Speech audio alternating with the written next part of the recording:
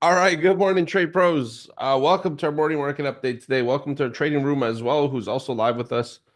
We are actually streaming live out of our trading room, which is a bit of a change. So anyone on YouTube that's used to getting notifications before the fact, the process has changed a little bit with me now running the room because I actually have to be on Zoom to broadcast out. It doesn't make sense for me to do a YouTube update and then say the same things in the trading room to people or send them to YouTube and then back to the trading room. So I figured I'll broadcast out of Zoom. The important thing is we'll be live every single day at 9 a.m. Eastern. And it's going to just go direct to YouTube. So there's not going to be a link pre the bus going live. When we go live, we'll be here. So you could count on us. Every day the trading room is open. All right, so let's get started. Today's morning market update. Snapshot of equity markets. Everything's up across the board. Impressive rally. All futures are firmer after yesterday's tech rout across the board. All right, dollar index is kind of flat as well. 10-year treasury yields at 4.19%, holding some elevated levels from yesterday's risk off. So bond yields haven't come down, which is something to note for today's session. Bitcoin's down 8% to 66,000. That's a drop.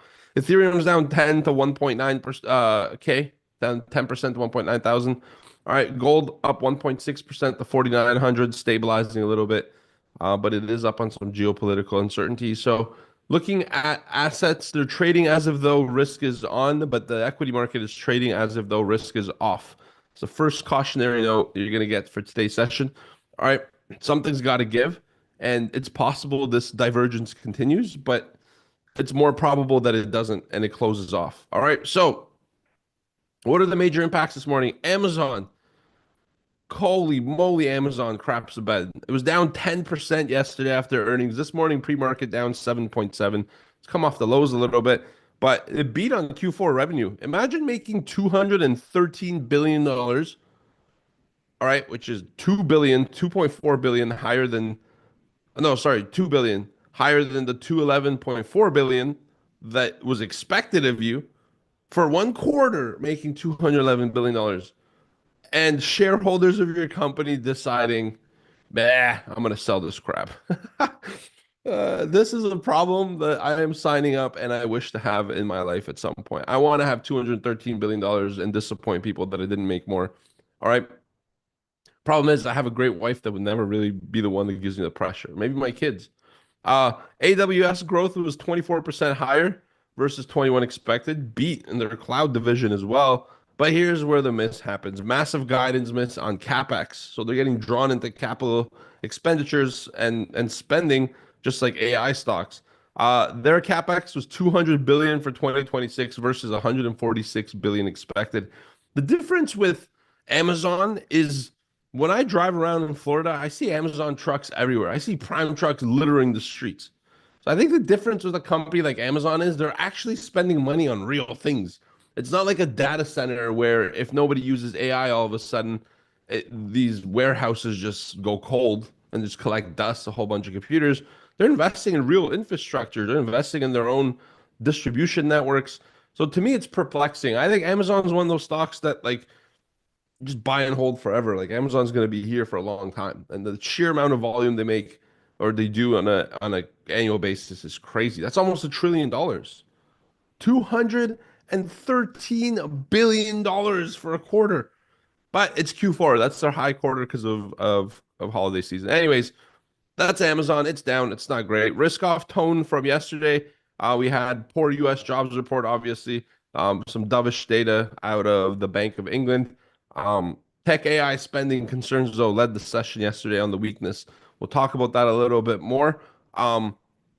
Non-farm payrolls, just a reminder, should have been this morning due to the partial government shutdown. Non-farm payrolls is Wednesday. I guess that's the earliest they could do it, and it's better than waiting for next Friday because the report's already delayed. So Wednesday, February, whatever that is, I think the 13th or 11th. I don't know when Wednesday is. Next Wednesday, write it on your calendar. Pre-market, you're going to have a big shakeup with the delayed non-farm payrolls report coming out because it's been rescheduled officially. So keep that in mind. All right. Other key talks for U.S. Iran had discussions about nuclear and what they're going to do in Oman. It was a key geopolitical risk, but the discussion ended way earlier than expected. But now we've had updates on the wire that they just decided to go back their delegations and consult and have another meeting and continue progress with the discussion and dialogue. So it's not a negative thing, just shorter than expected. It could have lasted a couple days, they said.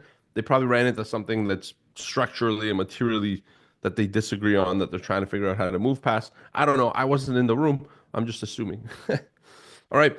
Um, if I was in the room, I'd be doing insider trading and be making a lot more money. Think about it. If I was in that room, there's way more other ways to make money.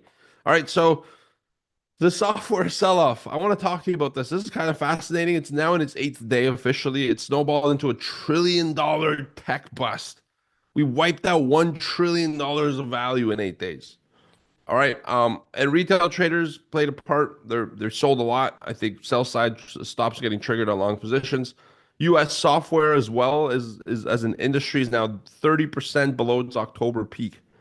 So the valuation, the value of these companies in the software bucket are 30% lower than the October peak, whereas the S&P is just 2.6% off the highs. And a lot of time wonder, well, how come S&P is not doing as bad as indices like Nasdaq, for example, or overall like concentrated risk industries like AI or software stocks? Well, the reason is when there's a lot of fear, portfolio managers actually rotate into things like energy, materials, and staples, and those things are part of the S&P as well. They're not the biggest components, but they play a really major role, and they're the majority of it, but the biggest companies have the biggest impact, and they're tech. All right, so the rotations in that has saved the S&P. We're only 2.6% off the highs. That's surprising, considering the kind of downside we had. But we have a lot of downside followed by a big upside wipeout, and we're going to talk about that today. Last but not least, today we don't have much. Fed's boss is just speaking at 9 a.m. He's a retiring hawk on Bloomberg TV. We got to give him some credit as he goes out into his retirement days. All right, but it was delayed to 9:15. I just saw that in the morning. So whatever he says doesn't really matter, to be honest with you. No offense. Let's turn around. Let's look at some charts. Let's have some fun. And let's get it. I don't know how else to say it than that. So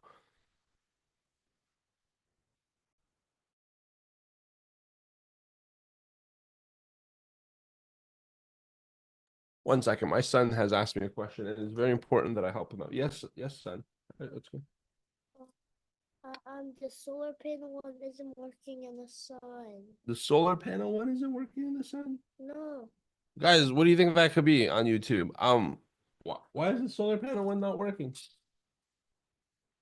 This is what you check. Check the wires. There's probably no power being delivered. Check the wires and the connectivity to the motor. Guys, it's a crisis. It's an emergency in my house. Well, the solar panel car is not working. All right, let's move this disclaimer out of the way because we've disclaimed already, and you probably know all this. But let's look at the trading plan, and I like to show you my notes as well as they go through it. All right. You guys can see it. I can see it. We're ready to rock and roll. So here's the situation. Again, you guys might be tired of hearing this, but I like to start with the story. The story to me is the creation of the trading plan. You don't create a trading plan without knowing the story of what's happened. Agree? Okay, so yesterday we opened the price at 68.52 3/4. We're up here into the open. Big sell imbalances, big weakness overnight and leading into that open. And so what do we expect? What did I tell the trading room? We're gonna get a pop into the open. It's so weak that we're gonna just have to rally. And so we rally upward. We get to our first sell area and level of opportunity. Our flip zone yesterday was 69.25, all the way up here. I wanted to stay short below that zone. I didn't want to put the risk on getting long, and it helped. It honestly helped me being short.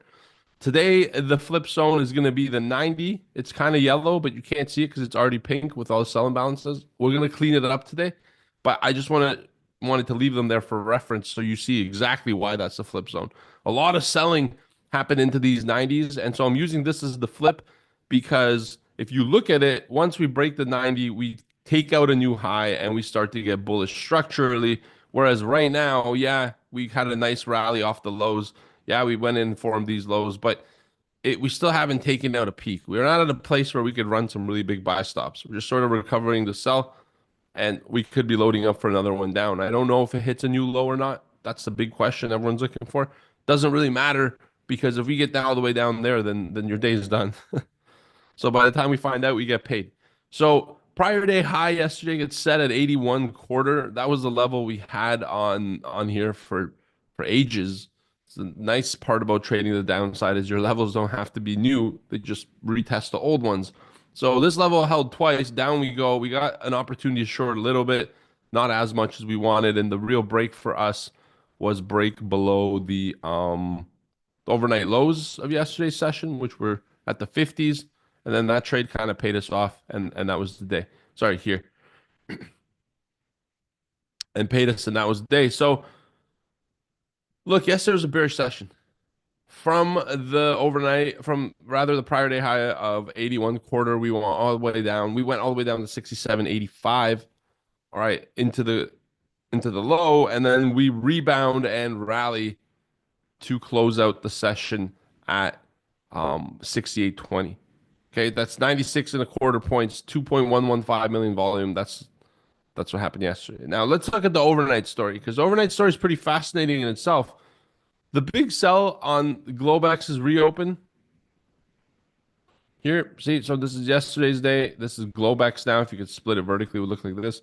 On Globex, we open up and wham, straight down. This thing just gets hammered. And the overnight low gets printed at 51.5. So the continuation for the sell looked really nasty. All right. And then what happens, it's 69 points lower, by the way, from the prior day cash close. It's a really big extension. And then 33 points and a half down from the prior day low. So things looked very bearish last night around 7:30. And then right around that time, as we put in the lows, I kind of go out to Target with my kid. I come back, and then I look at 7:30. I'm like, holy gosh, we just exploded higher. We're trading around here, and then we pull back. We keep going higher and higher and higher. So now we're 119 points from the overnight low to the overnight high. That's a crazy rally in an overnight session. All right, and 11 and a half points shy of yesterday's prior day high. So the bulls have done their job. They've returned the favor, and they've come into the pretty much where the opening range was yesterday, right? The opening range was here. I'm going to clean up these charts for you guys today. They're getting kind of ridiculous. It's time to do some house cleaning, so we'll do that. And it coincides well because one of our trading room members asked for how to do levels. So it's good. We can clean it up. Dinesh, good morning, sir. Yeah, imagine Isaiah got on the mic. He'll talk to you about all his toys. It would probably be a good broadcast, but it wouldn't help with any S&P levels. Good morning, Dinesh. Good morning, Prashant. What's up, my brother? Marco, good morning. We in this together. We sure are, my brother. Hello. So yeah, there we are. We go up to currently where the market price is at, just points off of the overnight high and about 11 and a quarter away from the prior day high, trading 336,000 contracts. That's thick. That's juicy. That's a lot of activity overnight. All right. But we're kind of inside yesterday's open range. We're now slightly above it after I've printed that note. If we extend the opening range, this is what it would look like. Bulls are trying to hold. All right, but this is the trading plan for today. And I'm gonna put it really simple for you. The Friday effect could be a thing today, but the Friday effect is more in the afternoon and the close. So you could see a pretty strong bid going into the close of trade. I don't know where we bid from, but it is a thing. It is a statistical thing. The Fridays tend to be slightly more bullish towards the end of the session, so towards the closing bell. All right, my flip zone today moves down to 68.90 from 69.25. All right, and that's about a 35-point shift, I think. From the flip zone yesterday. Okay. I'll let you see the full thing. Just you could go ahead if you want and track a little bit on my notes. But this is the situation. I still am starting the day short. How come? Yesterday, when we were down near the lows, I said one of the things I mentioned to the team in the room is it's going to be very S&P like to just rally up first, take out some stops, and then probe some more downside liquidity. In today's session, I think as bullish as it looks, it would be more than likely to get the pullback first into some support before we get bullish. Therefore, if now isn't the time to buy, then it's probably a better time to sell. And then if you're looking to buy a pullback, then the short is probably the first trade anyways. and that's why I put the flip zone here. Now, of the days that I'm bearish, this is one of those where it's kind of like I'm okay if I don't end up shorting, even though it's bearish, and if I end up picking it up higher than 81 to 90 here, it would be more ideal to get long up here. I would love this trade. It would be easier. It wouldn't be as much tension, and we know we got buy stops all the way up to the 25s. So big sell side this week, but also big reversal overnight today, and the buyers keep coming in. They're very persistent. Goldman Sachs trading desk today issued a note to their clients saying that the bottom is in. I was getting ready to get excited about the bulls until Goldman Sachs said that, because they're not very good at predicting bottoms and tops. They're honestly not. But it's kind of foolish to try anyways. Saying something like the bottom is in is basically just trying to say something that if you're right, hey, look how genius I was. But if you're wrong, you could backtrack on that statement. I never said anything like that in my life. The bottom is in. How the heck do I know that? The bottom's not in. The auction's minute by minute, second by second. How am I supposed to decide the bottom's in based on past data? I don't drive looking at the rear view. I don't make decisions looking at the rear view. I look in the windshield. In the windshield, you never know what the heck's going to happen. That's like saying, oh, that's it. On this trip, there's no more risk while I'm driving to Disney World. Not no more accidents can happen. You know what happens right after that? You get into a freaking accident. So yeah, anyways, Goldman says the bottom's in. It makes me worried that they said that. Big sell side this week, starting the day with a bearish bias, but may not get short if flow starts to build bullish. So this is the point I was trying to illustrate to you.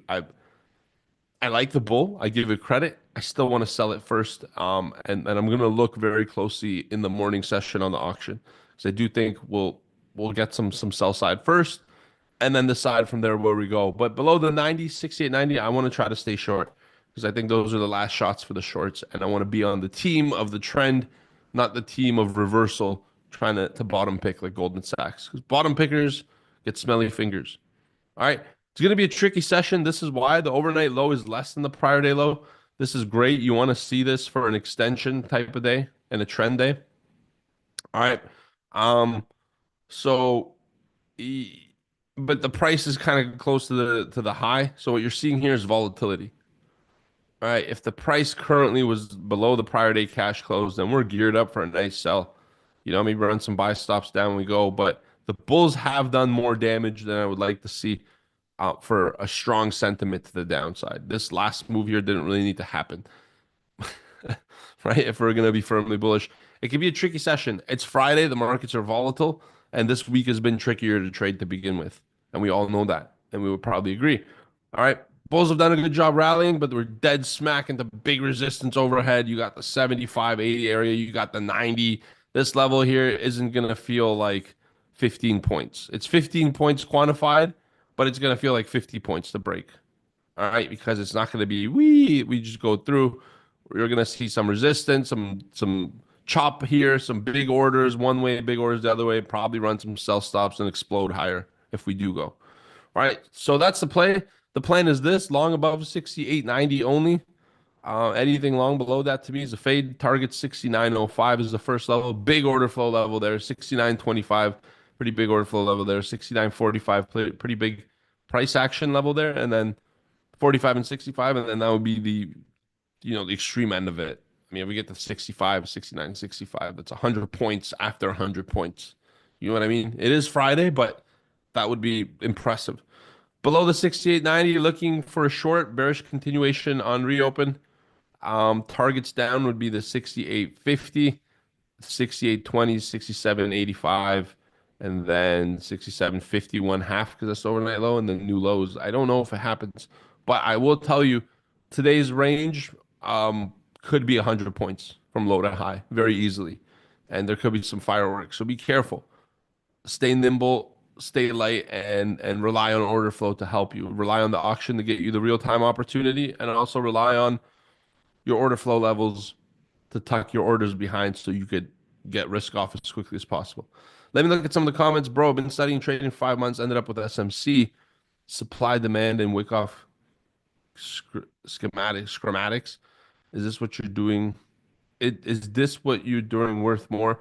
Um, and tonight, I would say I would say the thing that's worth more is the thing that you invest your most of your time into. Does that make sense? If you've invested a lot of time in supply and demand and wick off and it's working for you, then no, this wouldn't be worth your time. And I'm just being honest, right? I don't, I hope you appreciate the honesty. I could easily tell you why it's better, but somebody who's deep into the wick off theories too, we could say, hey, well, mine's better. The one that's the best is the one you spend the most time in, because the truth is, any method will work. You just have to apply it consistently on the chart long enough to make it work. And so the answer to it is if you spend a lot of time and money and you're kind of starting to get it, now is the worst time to change over completely. But order flow could still help you in real time execution. All right. Order flow can still help you clean up your entries. It doesn't have to be this or that. It could be both in conjunction, as it often is.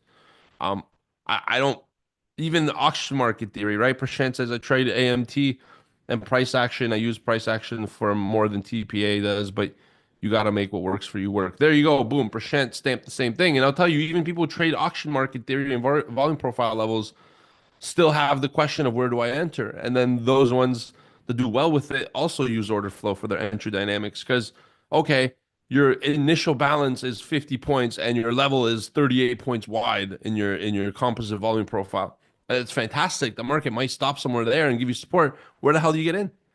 That's where order flow comes in, right? That's just my take. Gamma is a new concept for me. Would you be adding that concept in the new course? Marco, yeah, the new course is going to have a whole lesson on gamma. I was going to give you guys some gamma levels today. I have two different services that do gamma for me, Spot Gamma and then Mentor Q. One of our own members put me onto Mentor Q. None of them are updating this morning. I don't know how long these guys sleep or what they did Thursday night, but they forgot today's a trading day because they didn't put up the notes. And this is where I don't like this kind of stuff is I'm relying on some next dude to update the data on the back end for me to get access to it. But the alternative way to do it, I get my own gamma levels and they work just as well, is to pull up an options chain on interactive brokers, look at the OI, look at the options volume, look at the latest option trades, look at the flow and like, basically do the math, work it out. It takes like 20 minutes. And so I didn't have time to do it this morning. So I guess I'm being critical of them for sleeping in, but I slept in myself. But I don't have gamma levels for you. I will shortly. For me, gamma is a big part of the levels in the morning, especially like the very active ones. And then MBO, I use MBO quite extensively for levels for targeting, not necessarily for entry, but for targeting and bias. So all that's going to be the new course as well, Marco. Great question. All right, guys, we're gonna head to the room. We got 5 minutes. Still got to show you the plan in full and then the MBO levels, and we rock and roll. Love you guys on YouTube. Enjoy the rest of your day. Have a great weekend. um, I don't know if I missed anything. Hopefully not. But you guys have a great weekend, and I'll see you on Monday.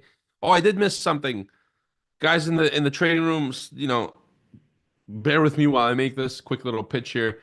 This Sunday, our offer expires to join the new Order Flow Vault community at 15% off for life. It's 15% off the front end ticket and then 15% off the monthly. It will never be this cheap again. I guarantee you that much. I know we've gone through 2.5 years of making ridiculous offers. Somebody on YouTube saying 90% off coupon. Number one, I never authorized that. Number two, I never authorized that strategy. I'd hate discounting product because if I'm going to discount product, I'm not putting my whole life work into this. I'm going to make a crappy little course and upsell you something else, right? Like, I don't want to compete on discount product. The reason being is you get discount type of people in your community. The thing that we do at TradePro Academy that's better than anyone else's community. We build community the best. And our community wouldn't be strong if we just built it on discount or coupon offers. Like this isn't a chocolate bar. It's not going to go in one end and come out the other. It doesn't make sense to have a discount. This is an investment. You don't want to discount an investment. You want to discount expenses. All right. So, anyways, that being said, I have a discount for you for 15% off. The link is in the description. You definitely want to join the community. It's already building. A lot of people are signing in, and I'm honored and proud that I get to come back and be in such a receptive, beautiful community as this. So proud of this moment. You have until Sunday is the last opportunity, and then things go to normal price. $99 first month, $199 a month thereafter for everything, for courses, trading room, for the community. I think there's no better value than that. I think that's already discounted enough. I love you all. Link in the description. Check it out. Trading room members, I'm gonna end the stream and we get cracking with some last minute stuff for the opening bell. All right. Love y'all, YouTube. Goodbye. Have a great weekend.